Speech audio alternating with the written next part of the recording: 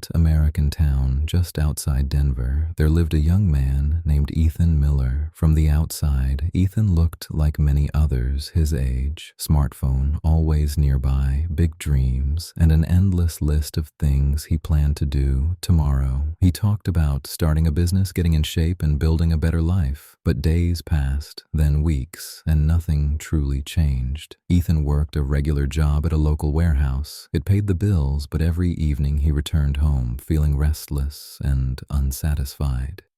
He blamed his schedule, the economy, bad luck, and sometimes even his family for not understanding his dreams. "If I had more time, more support, more money," he often said to himself, "I'd be successful." One cold Monday morning, the warehouse announced temporary layoffs. Ethan was spared, but his hours were cut. Frustrated and angry, he walked home through a nearby park. That's when he noticed an older man sitting on a bench, calmly tying his running shoes. The man looked to be in his late 60s, lean, alert, and surprisingly energetic. The next day, and the day after that, Ethan saw the same man, always early, always running, rain or shine. Curious, Ethan finally stopped and asked, "Sir, why do you run every morning? Don't you ever feel tired or unmotivated?" The old man smiled. "Every day," he replied. "That's exactly why I do it." Confused, Ethan sat down beside him.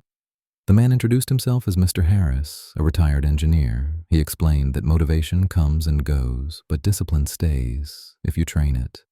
"Most people wait to feel ready," Mr. Harris said. "Disciplined people act whether they feel ready or not."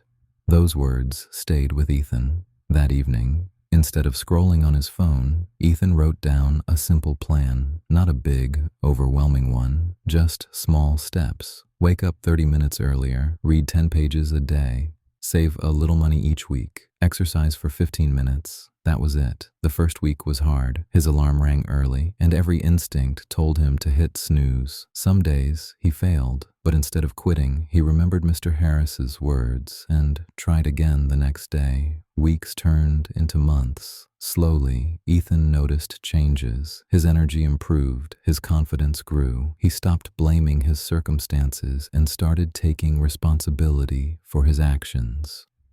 While others complained about their situation, Ethan focused on what he could control: his time, his habits, and his effort. One evening, after finishing a long day, Ethan realized something powerful. He no longer needed motivation to move forward. Discipline had become his routine. A year later, Ethan was no longer working at the warehouse. He had completed online certifications, built new skills, and secured a better job. He was healthier, calmer, and more focused. His life hadn't changed overnight, but it had changed because he didn't quit on ordinary days.